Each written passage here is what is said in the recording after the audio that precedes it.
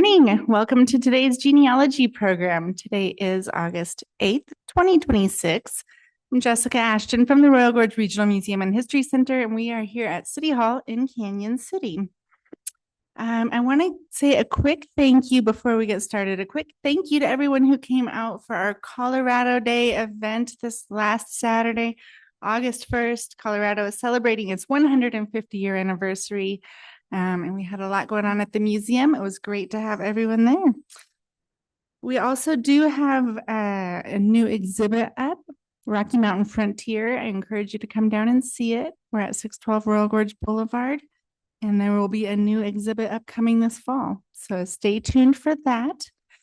And with that, I will hand it over to Terri, our guest presenter today, and the topic is Lighthouse Keepers and how that can pertain to our genealogy research.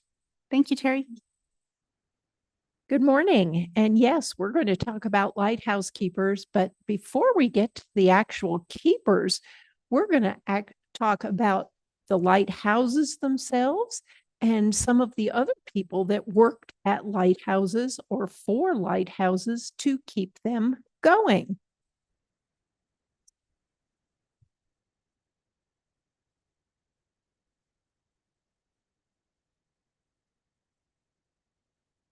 I need control. The oldest lighthouses were the Paros of Alexandria.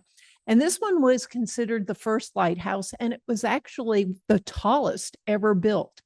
It was constructed in Egypt around 280 BC, but unfortunately, it was destroyed by an earthquake.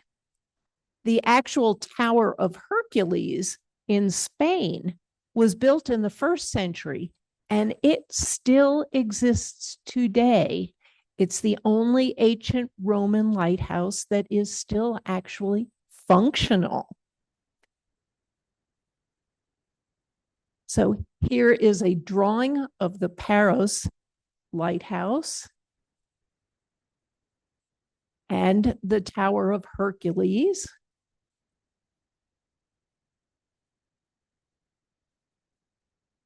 And we're going to jump very, very far ahead, and we're going to go to the colonial period here in the United States, actually in the colonies.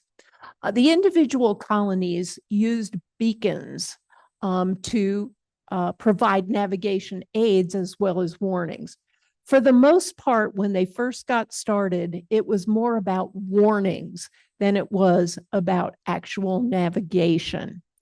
And what they did was they built fires, and usually they built a series of fires, which was called a chain, and they would help to guide the ships, especially at night.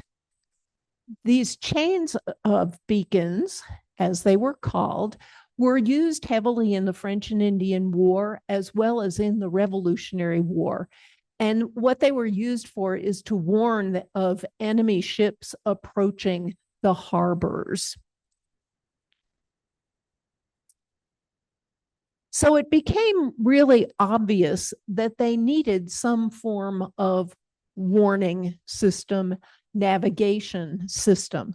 So as early as 1635, Beacon Hill, it was originally called Sentry Hill, for the reason it was warning about approaching ships. It was simply an observation post, and it would warn the inland areas of any danger of attack. They legislated that a single man had to be on watch at all times. And they erected a wooden beacon atop the hill, and that's why it became known as Beacon Hill. The name officially changed. Almost 40 years later, at Point Allerton and Hull, and these three all are protecting the Boston Harbor. The Point Allerton is at the southern end of the Boston Harbor, and it was actually a small stone tower that was built. And it guarded that approach to the harbor. The citizens provided funds, and they lit fire bales of pitch and ochre in an open iron basket. So there was an open iron basket hanging from a pole that would be lit and would warn the citizens of enemy approach. In 1679, the Little Brewster Island day beacon was erected. And this Little Brewster would eventually, it was unlighted. It was essentially just a daytime beacon. And it was a fixed marker that would later become the Boston Light. And here we see the beacon that was on Beacon Hill. And we can see the little basket at the top that would hold the actual flames. Here is a historic marker for the Point Allerton beacon that was erected early on. And they recognized that these three initial attempts were very valuable, but they needed something more sophisticated. They actually needed a lighthouse. And as early as 1701, this was recognized and called out in Clow's New England Almanac. However, it would take another 12 years before someone actually petitioned to erect a lighthouse and lantern. And here again, a couple of more years to wait, but finally the General Court of Massachusetts passed a bill that the Boston Light would come into existence. It was financed by a tax of a penny a ton on all vessels coming in and going out of the Boston harbor. Smaller vessels and fishing vessels were taxed at a lesser rate because their tonnage was significantly less. With this money, they built a stone tower about 50 feet tall, and they named George Worthylake as their first lighthouse keeper. He moved in and he lit the light for the first time in September of 1716. The light at the time was simply a tallow candle or an oil lamp. So we know that the light was not projected for a significantly long distance. Here's a 1729 drawing of the Boston Light. We see the 50-foot tall and the area where the light would be projected.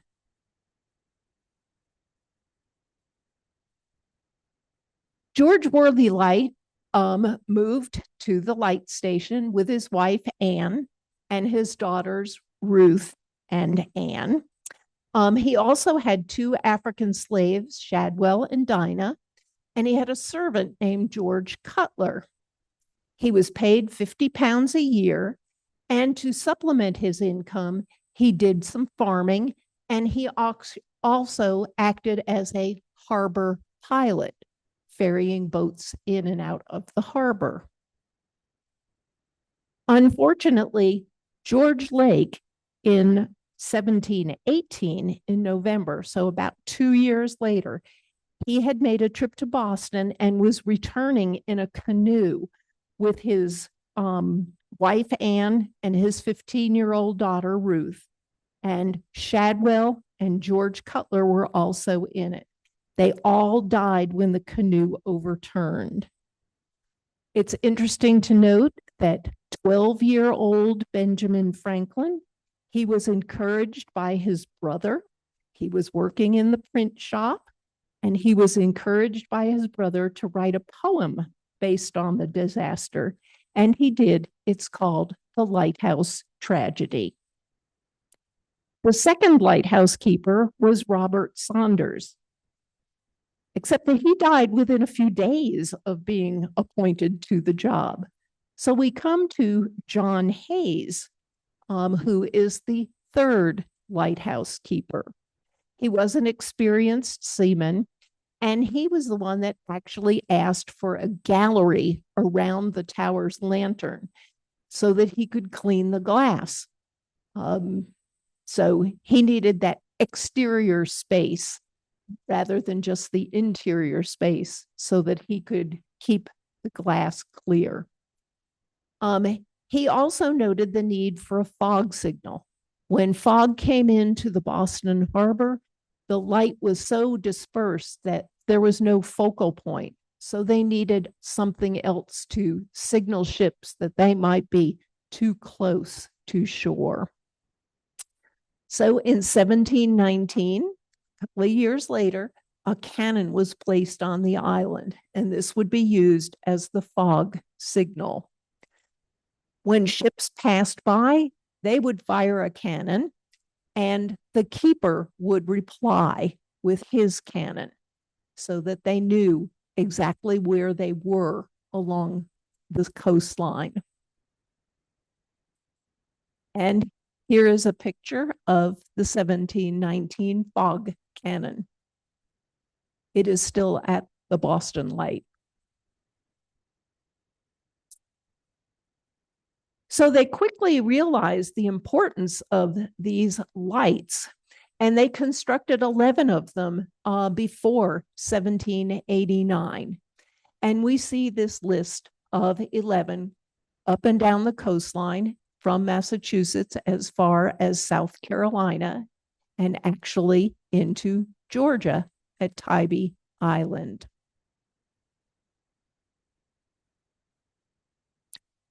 So what were these lighthouses made out of? Initially, they were towers of what is called rubble stone. This was any available stone, and it was not formed into any kind of bricks. This took expert masons to construct. They took field stone of varying sizes, and they put them together, stacked them without any use of mortar to make these towers. So it was a really fine talent that these masons had. Eventually, they came up with walls of solid stone, and they started with a base that was many feet thick, and then gradually thinned out as it went upward. When they had low flat land, it required taller towers. They had to elevate that lens so that it could be visible. And the tower was essentially designed, the whole point of it was to keep that lantern room and so that the light could be visible. The lantern room itself was made of cast iron and glass, and the Sandy Hook light in New Jersey was actually the one that served as a pattern for the construction of the lighthouses as well as especially the lantern room. Other lighthouses, the smaller ones, might have been constructed of wood or of cement. This is the Sandy Hook light. So this is the one that served as primarily the pattern for construction for the rest of them.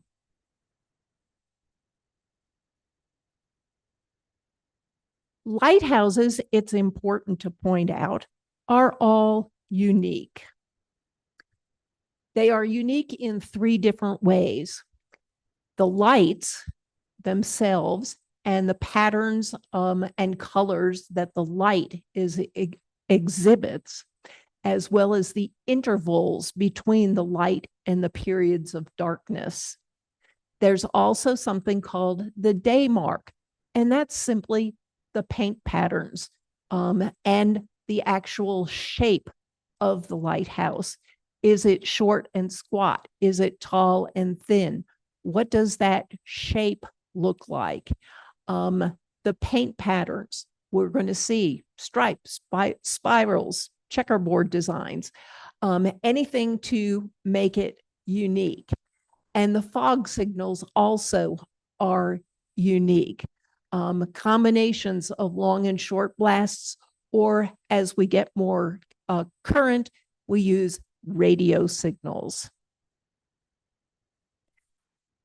Here is a page from a book that simply describes all of what I have said.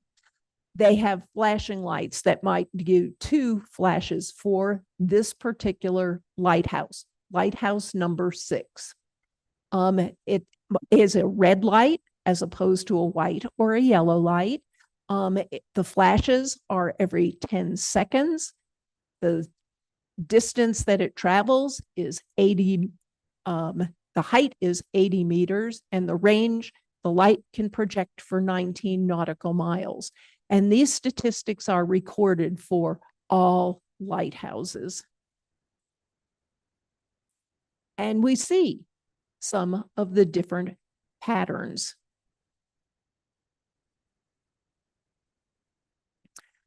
Each lighthouse has a unique identification number. And these are in official catalogs that are kept by the U.S. Coast Guard.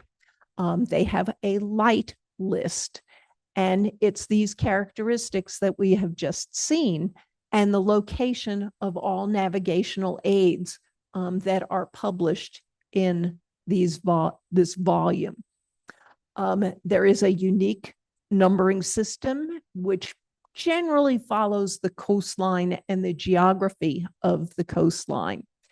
And there is also a world list of lighthouses, and it's maintained by the Amateur Radio Lighthouse Society, and they have over 15,000 lights documented in their book.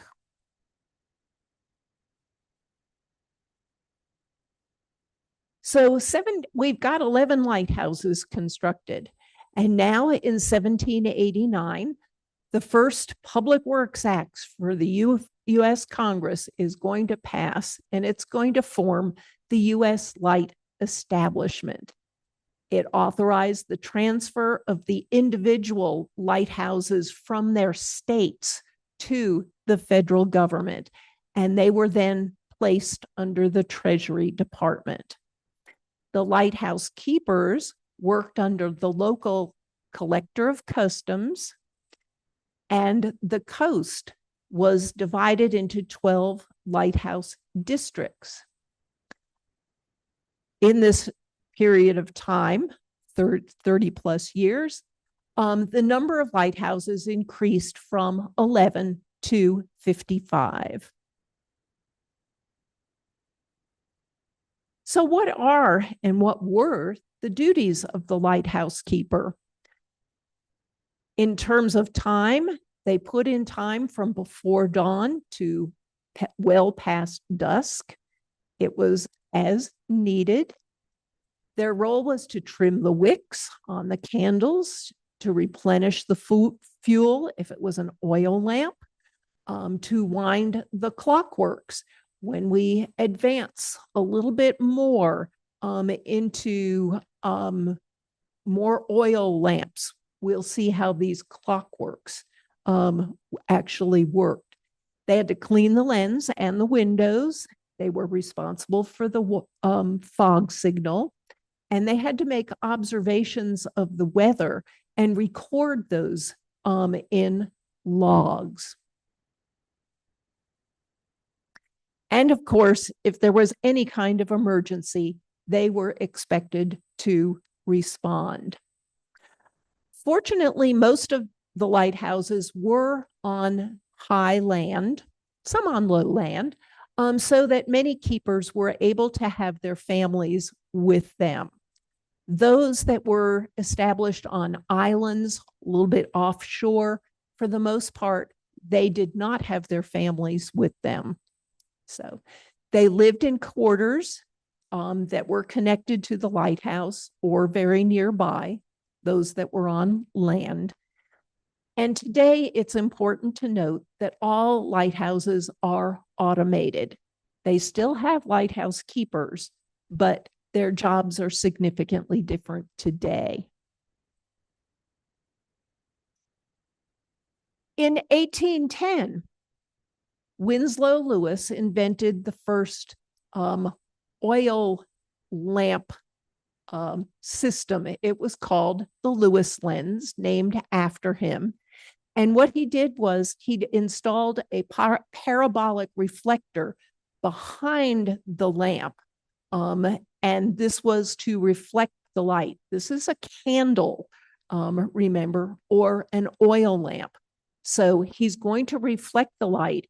And on the front, he's going to put a magnifying lens to, here again, project the light.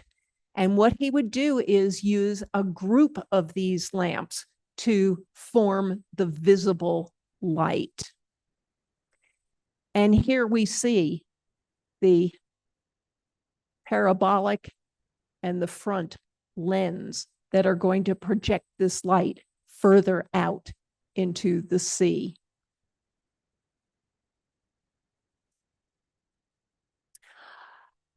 Later in 1820, we're going to take a step backwards.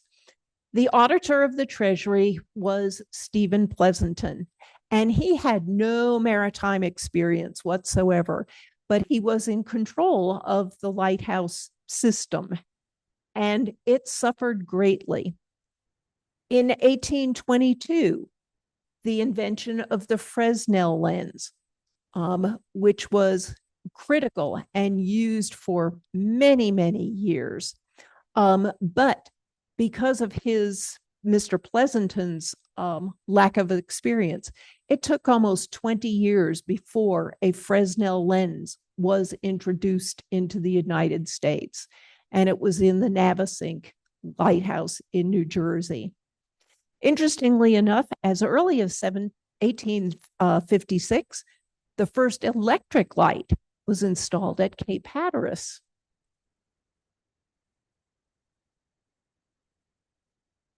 So we talked a little bit about lighthouses on land. I mentioned just very briefly lighthouses that might be on an island, but there were those areas where there were shoals or shallow water where they didn't want any big ships to enter those areas. So they had to and there was no way to build a lighthouse in those areas. So they had what were called light ships. The disadvantages of these light ships were, for the most part, that they were wooden, constructed of wood at this time. They were not designed for heavy seas. They were just to have a light so that approaching ships would be warned. They were poorly equipped. Many of them were not manned by sea men or people with experience in the sea.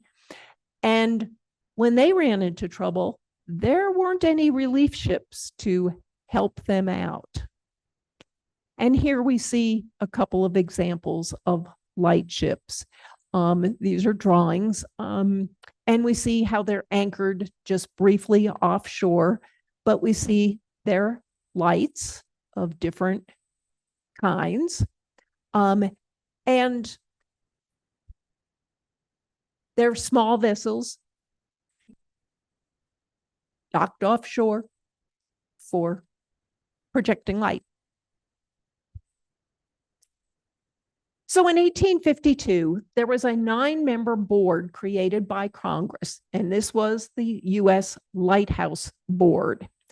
They became responsible for the construction and maintenance of lighthouses and the other navigational aids, those light ships. Any buoys also came under their purview. They built brick towers of increasing height, and they replaced a lot of towers that were under 100 feet in height. They installed those new Fresnel lenses finally. And 15 new towers were built from New York to Florida. Also at this time, they realized that lighthouse keepers and other officials needed written instructions. They wanted to maintain a certain level of not necessarily control, but they wanted everybody to record the same things, make their observations in certain formats, record shipwrecks with certain pieces of information. So they came up with guidelines and instructions. So this Fresnel lens was installed in many of these lighthouses now. The Fresnel lens is a circular beveled glass with a series of many prisms. There is a magnifying glass in the center of the lens, and it's a mechanical lamp, and it burned oil that was pumped from a reservoir, and this is where our clockworks come into being. Interestingly enough, the Fresnel lens comes in 6 different sizes, numbered 1 through 6, but the difference is huge. The largest lens is 7 feet, 10 inches in height, whereas the smaller one is 17 inches. And the diameter also 72 inches versus 11 inches, but 7 feet in height. That's huge. And here we have a Fresnel lens. We see that clockwork system on the bottom, and I've got a couple of slides that will show a little bit about what goes on. There's the undercarriage in that shaded area, as well as we see the elaborateness of the prisms for the actual Fresnel lens.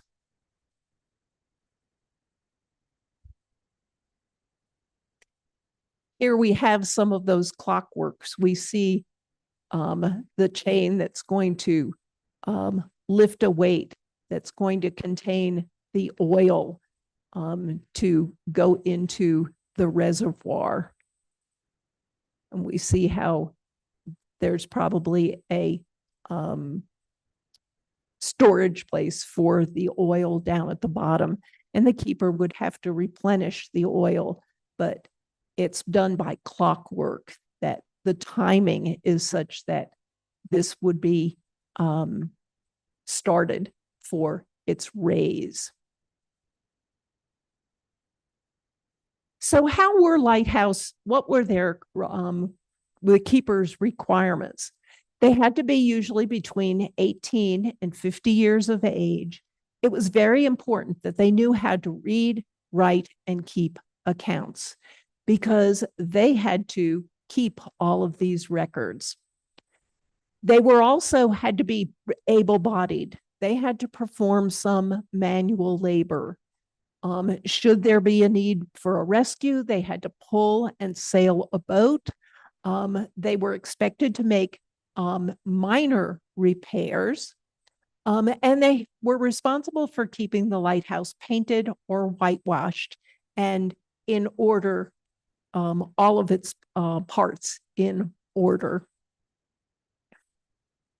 The keepers they were appointed, and they had a 3-month probationary period before they were given their full appointment. They could be transferred between stations and districts. And from what I've seen in some newspaper articles, a lot of the transfers were promotions. So that part is good.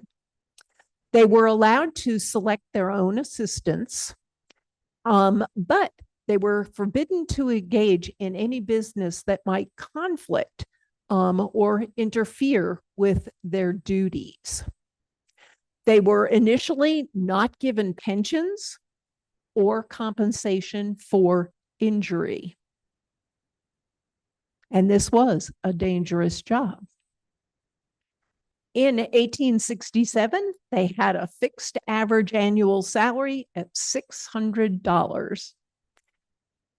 And they realized for some of these offshore or even onshore, these men stayed in the top of the lighthouse, managing the light for many, many hours. So the board recognized that perhaps they needed some reading material to entertain them. And it turned out that it was so popular that a following year, they established portable libraries to provide reading matter for the keepers. And by 1884, there were 380 circulating libraries for lighthouse keepers. In 1883, they were issued uniforms. Today, the lighthouse keeper oversees the physical structure. He monitors the automated systems, and he conducts routine inspections. He does maintain communication with ships, and many of the lighthouses and keepers, their roles have been adapted to more of an educational role.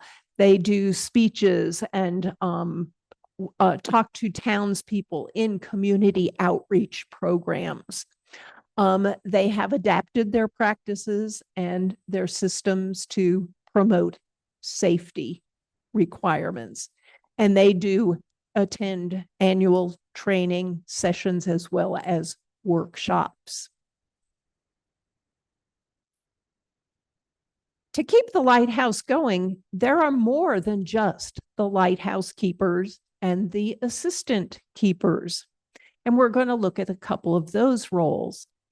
There were lighthouse inspectors, and they made quarterly visits to make sure that they would note any repairs, renovations, or improvements that might be needed at the station. They checked the station's condition, the condition of the lantern, and any illuminating apparatus. They made comparisons of the interval of the flashes, eclipses, and the duration. This is those signals to keep those lighthouses unique. If they went out of tolerance, they needed to be brought back in. So that was part of the inspector's job. And they reviewed the keeper's journal relating to any expenditures, shipwrecks, passing vessels, weather, etc. Engineers. These were the people that went out to supervise construction and renovation. They would look at possible sites for construction of lighthouses. What was the topography of the land? Was it suitable for the construction of a lighthouse?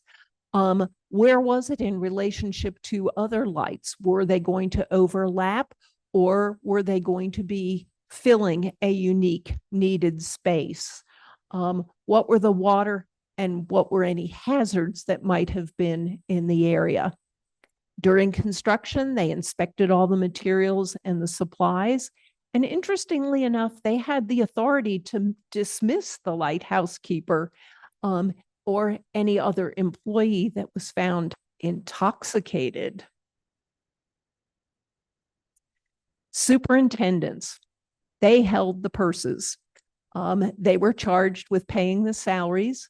They dispersed any funds for reconstruction, renovation, and they had the ability to nominate new lighthouse keepers.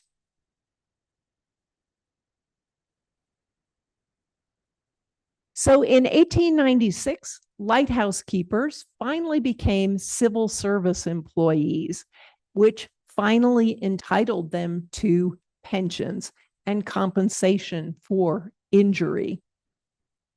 In 1910, the Congress created the Lighthouse Service and moved it under the Department of Commerce and Labor. And in 1939, the Lighthouse Service was merged with the U.S. Coast Guard. Around 1,500 lighthouses were actually built in the United States. And at its height in 1910, about 850 were in operation at that single time. There are about 779 still standing in the United States today, and Michigan has the most number of lighthouses. They've got more than 150. The Great Lakes area, we will see, is very turbulent. In 2000, a law allowed for the transfer of federally owned lighthouses if they were inactive to private parties. They could be bought and sold, and many of them have been turned into bed and breakfast services. Some have actually been built through private funds. Some are preserved and operated by nonprofit organizations. So the lighthouses, for the most part, are in private hands now. The housing for the lighthouse keepers and others, it varied depending on whether they were in an offshore location where the keeper had to live in the tower, or whether they had a separate house-like dwelling near the tower, which allowed families to be close by. The quarters included areas for sleeping, eating, and leisure. And here we see a house attached to the lighthouse. And I believe this is in Maine. Here we see another. And in Pensacola, Florida, it has a sign for how the lighthouse keepers' quarters in a duplex.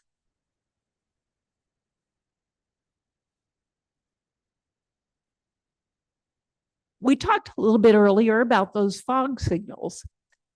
It's an audible warning to alert of navigational hazards. And originally, they actually used seashell horns that they would simply blow to warn ships.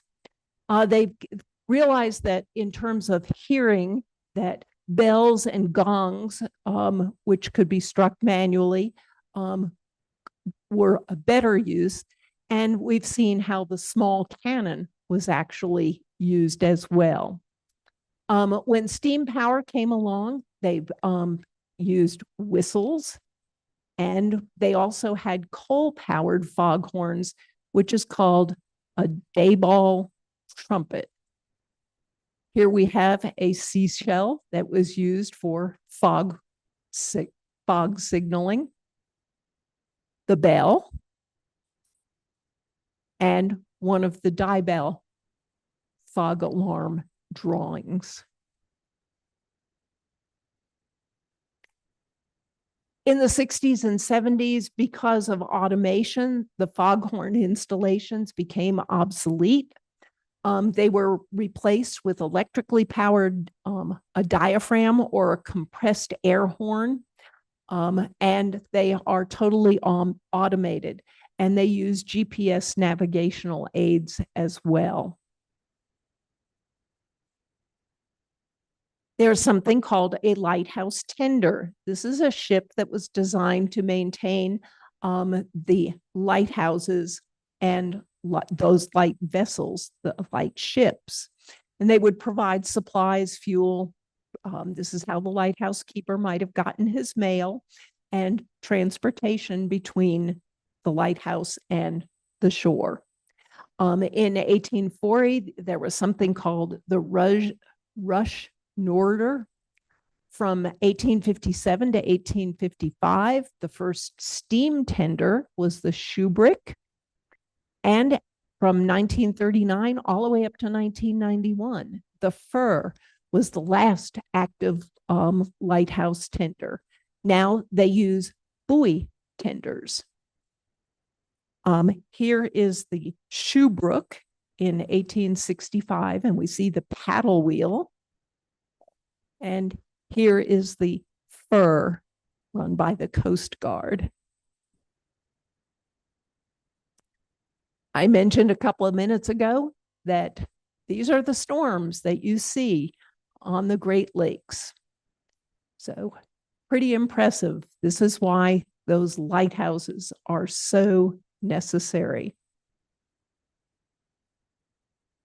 I believe this is in Michigan.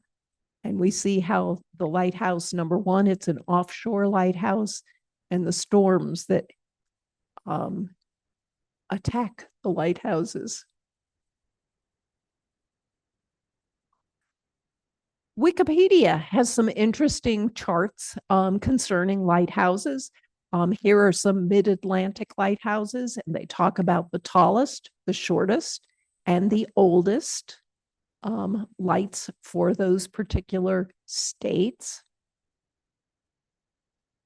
And we see also, for example, in Vermont, we see the lighthouses, their location, their coordinates, when they were first lit, when they were automated, are they still active or have they been retired? And what kind of lens do they have? This is the highest lighthouse in the country. This is the only lighthouse in the state of Colorado, and it is at Lake Dillon. So it has a unique distinction.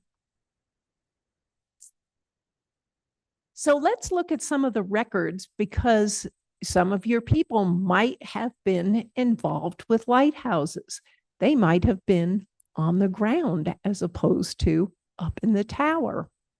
So first, we have an 1860 census, and I apologize for the quality of the image, but it's from Wilmington, Delaware, and we see that Anthony Christie is a keeper of a lighthouse, and he has his family enumerated with him. In 1870, in Brownsville, Texas, we have Henry Wheelman, and he's a lighthouse keeper. And at the bottom, we see George Landers, his assistant. As late as 1940, Juneau, Alaska, we have James Scrivener, who is the lighthouse keeper, but he has two laborers that are also working with him.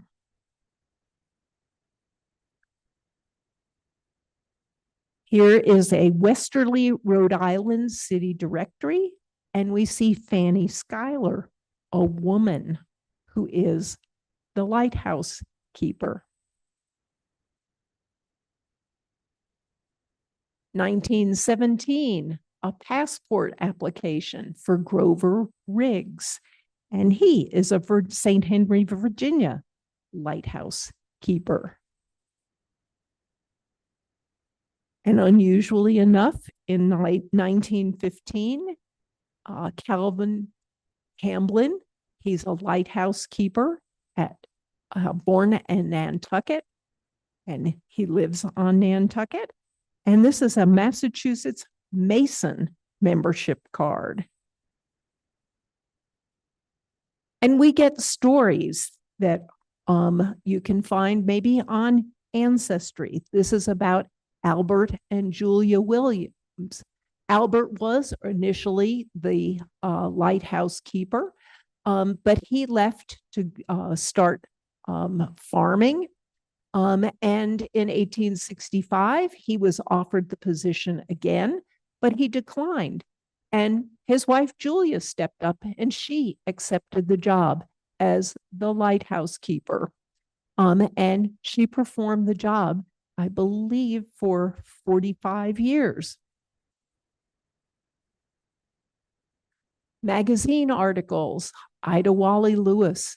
She's very, very famous for not necessarily, she tended the light for 54 years, but she is famous for the rescues that she performed. Supposedly, she is credited with saving at least 18 lives, was famed for her bravery, endurance, and dedication. And she was awarded the Gold Life-Saving Medal by the Lighthouse Service. Here we have the family of Pat and Mary Garrity. Mary is the older lady in the center of the photo. And she was born to Irish immigrant parents, and she grew up in Presque Isle, Maine. And her parents were the ones that actually operated the light. And she became the first and only female lighthouse keeper for the Presque Isle Lighthouse. She also became the longest running lighthouse keeper for range lights. For a woman during this time, this is an incredible feat. So we see her whole family with her. Moving on, you can find also records for assistant lighthouse keepers. We find James Payne in 1880 in Chesapeake, Virginia, and he is the third assistant lighthouse keeper. So apparently this is a big lighthouse that has a first, second, and third keepers, along with the main keeper. Evanston, Illinois, 1893, city directory, George Rose. He's at the Grosse Pointe Lighthouse, and he's the assistant keeper. Portsmouth, New Hampshire, Francis Hickey. He's the assistant keeper. William Parker. He is an African-American gentleman, and he's the second assistant lightkeeper at the Assateague Light off of Virginia, and he's promoted to the first assistant lighthouse keeper, and in the same year promoted to the principal lighthouse keeper. But he's moved to the Killick Shoal Light and goes on to Chincoteague Island. We also have lighthouse inspectors. We have Nathaniel Horn in Detroit, Michigan. We see in 1875, the Norfolk, Virginia Lighthouse Inspector's Office with Edgar Merriman, Edwin Gear, and lampist Gene Funk, and a watchman. George Ernst, 6 months after he began service under the United States Lighthouse Inspector, and he worked for a year and a half in that position.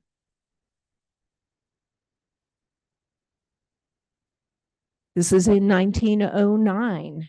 Captains Charles Fremont Pond, and this is from Navy and Marine Corps registers, and he is a lighthouse inspector for the 13th District.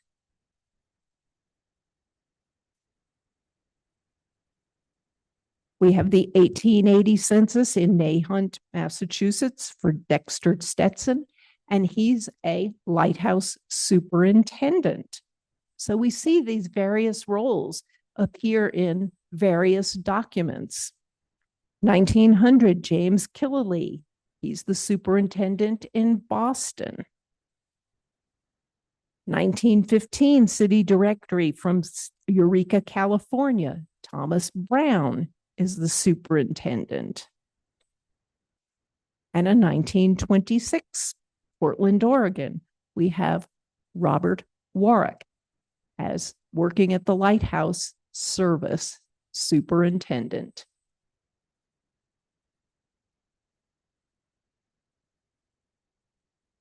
In 1910, Wilmington, Delaware, Philip Martin. He's the third one on the list. He is an engineer for the Lighthouse Service.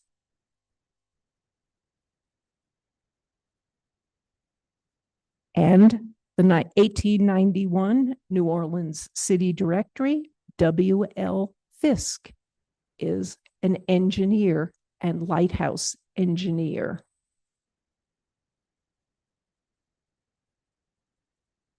Francis and Anna Arnold. Francis is an assistant lighthouse tender. So he's going to be on one of those boats supplying the lighthouse.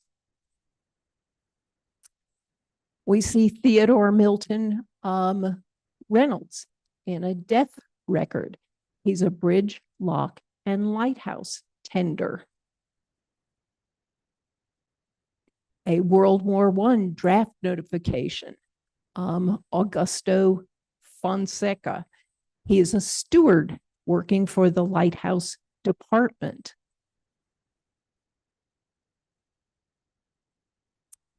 And in 1880, we have David and John Van Cott, and they are lighthouse clerks.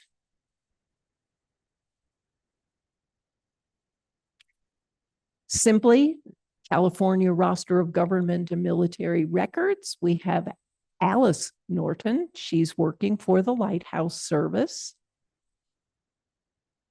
We have World War II draft registrations that show that people worked for the government and the Lighthouse Service, the Coast Guard, the CG, Coast Guard Lighthouse Service at Tangier Sound in Tangier, Virginia. A Civil War draft, pension application. And he worked for the Lighthouse Service between 1917 and 1919.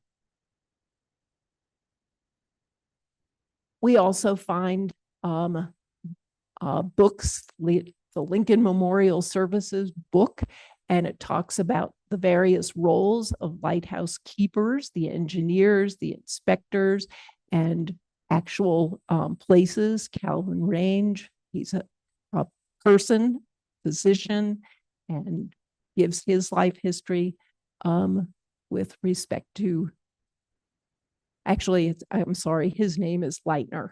It's an individual, but we see the job descriptions for the engineer and the inspector. Newspapers.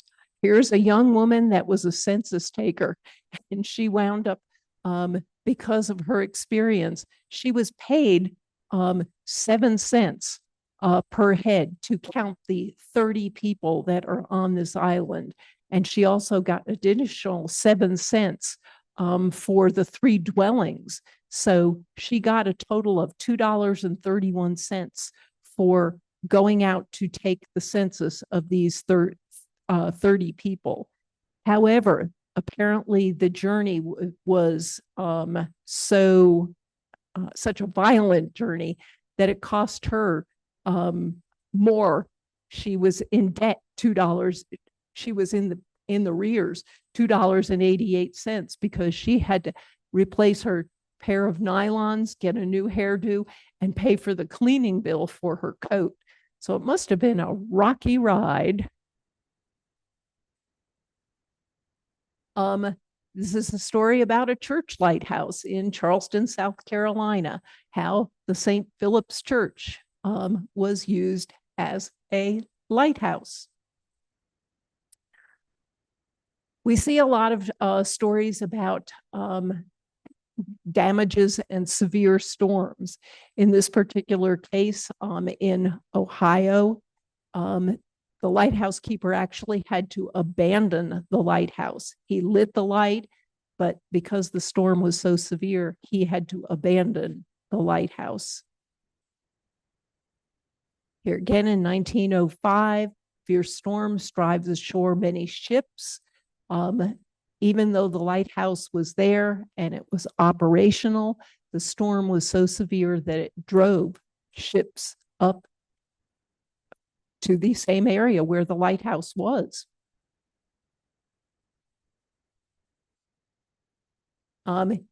Here is a historical marker from where I believe it's from the Revolutionary War. But two sisters, Abigail and Rebecca Bates, daughters of the lighthouse keeper, and they prevented a British naval force from sacking the town by playing a fife and beating a drum. So they've gone down in history as the Army of Two for their courageous act. The National Archives holds many records for lighthouse keepers as well as lighthouses. Virtually all of the things that we've talked about this morning. Many of these are Coast Guard records because the Lighthouse Service is under the Coast Guard now. And there is a United States Lighthouse Society, and they too have very many records about the various lighthouses, their equipment, and some personnel records. There are always books. We have additional reading.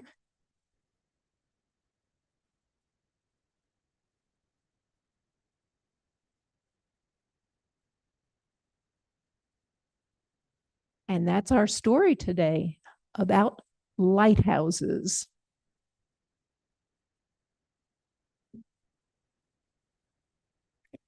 Very good. Thank you so much, Terri. Very interesting as always. I learned a lot.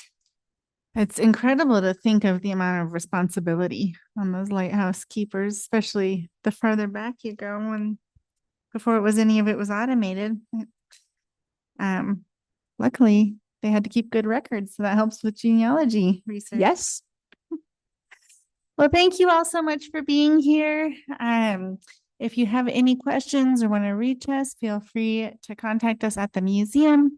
We are open to the public Wednesdays through Saturdays, 10 to 4 at 612 Royal Gorge Boulevard. And you can keep an eye on what we're up to, canyoncity.gov/museum.